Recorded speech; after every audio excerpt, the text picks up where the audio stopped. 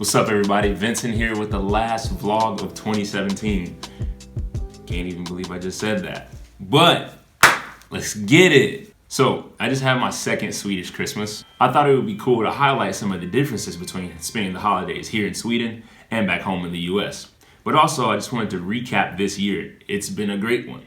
That was so lame. All right, comparing and contrasting Christmas in two different countries. I bet you can't say that 5 times fast. I can't either. Moving on.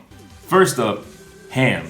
So you know, back in the US, you have turkey and ham, or probably turkey on Thanksgiving, ham on Christmas. That's how we do it in my house, whatever. But the ham is warm. You eat it as like the entree to go with all the sides, and it's really nice and it's really cool. Here in Sweden, on the Yule board, on the Christmas table, they have a cold section and a warm section. Guess what's in the cold section? Ham. What? We eating cold ham. I like a ham sandwich, just like a ham. Cold. I mean, nothing against that. It's all good, but it's cold. So with the cold table and the warm table, on the cold table, there's like tons of dishes like salmon and herring and all these other cold fish that you eat. Time out, it sounded like you said herring. Herring? Herring. It's not heron. It's herring. It's herring. Oh, herring. I knew that. Heron? Who is Heron? I don't know. King Herod. Not Herod. Herring. Herring. Okay. Pickled herring. Pickled herring. So like I was saying with the Yule board, there's a cold table and a warm table. On the cold table, there are usually like all these different types of foods, like salmon and pickled herring and all these other cold fish that you can eat, which is really cool. And then on the warm table, you know, you got your meatballs, your other Swedish novelties, and this one dish, which is like potatoes and fish. It's called Jonsson's Temptation. That's actually pretty good, but it's just like fish and potatoes, which sounds like a weird combination, especially when it's warm. It's probably weird when it's cold too, but it's good. So a little bit of Swedish cuisine for ya. Second up, Santa. So, you know, back home, he's Santa Claus. He's fat, he's red, he's jolly. He comes, you go to sleep, he drops off the presents, swoop down the chimney, back up. Him and Rudolph and the gang, they pop off. It's whatever, you wake up the next day, you open your gifts. Here, Santa, or Tomten, as they call him, he comes on Christmas Eve, so same as back home, but you see him, like he comes to the house and gives you the presents, like in person. You see him, you don't gotta go to sleep, or none of that. It's pretty tight. Thirdly, and probably the biggest difference for me, is that the big Christmas day here is December 24th, Julafton. It's like Christmas Eve, like the Christmas evening. Like the big celebration happens on the 24th. Whereas in the US, Christmas Eve is like the hypest night of the year, and then it's all hinging on the next day, December 25th, like Christmas Day, the day that all things happen, you know, all the big stuff happens. So the interesting thing about that was my fiance and myself, we had Swedish Christmas on the 24th, and then on the 25th, they came to our place, and we had American Christmas. So I got a double dose this year, which is really cool, and a lot of food. And no, I have not gone to the gym yet. Do not judge me. But new year, new me, right? That's stupid. Why would I say that? That's stupid. Okay, so now that the compare contrast is out of the way, let me tell you a few things that Swedish Christmas does right, in my opinion. Number 1, Kalle Anka. Now, that is the Swedish version of Donald Duck. But I don't know why this thing is called Kalle Anka, because the whole Christmas thing that we watch, I think it's actually called From All of Us to All of You. And it plays every single year in Sweden at the same time on Christmas Eve at 3 p.m.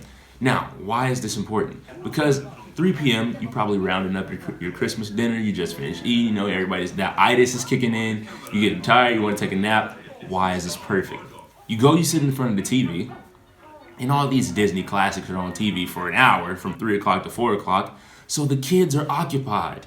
They're like right there in front of the TV, sucked in, like boom, right there. What do you get to do? Take a nap. America, why are we not doing this? I don't know, but we need to, so get on that.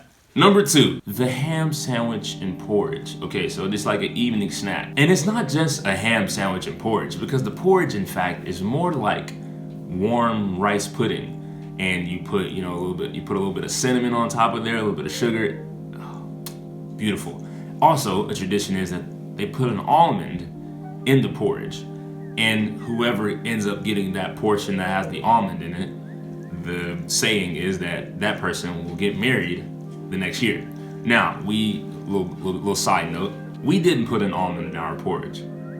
And as we were eating our porridge this year, my fiance's father said something about, oh, the almond in the porridge, blah, blah, blah, blah. And I said, I don't need a nut to tell me that I'm getting married. Thug life.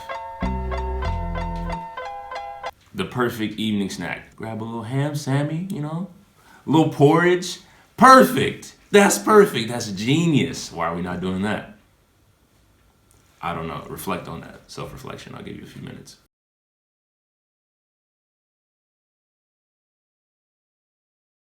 Exactly. You don't have a reason? I don't either. All right. So that wraps up Christmas in Sweden versus Christmas in the U.S. What about New Year's? New Year's is New Year's. Don't be ridiculous. Duh. Speaking of New Year's, let's recap 2017. The year started just as the 99 Problems But a Phil Ain't One series started to pick up. This was important because it was the catalyst that made me take social media seriously. I realized that I could use this as a platform to build a name for myself. Next was picking up Facebook and starting my YouTube channel. This is when I really started to build a community. The summer of 2017 was really big because my band, The Cut, dropped our debut album, Citronella. If you haven't checked that out, you sleep.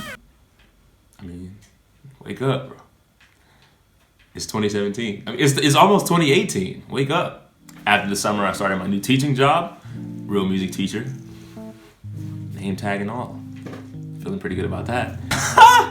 That's stupid. My first big release as a studio musician came this year with Andy Narell's We Kinda Music. Gotta go check that out. Beautiful album. Like I said, if you haven't heard that, you sleep. Another big opportunity I've had this year is becoming a part of Hillsong.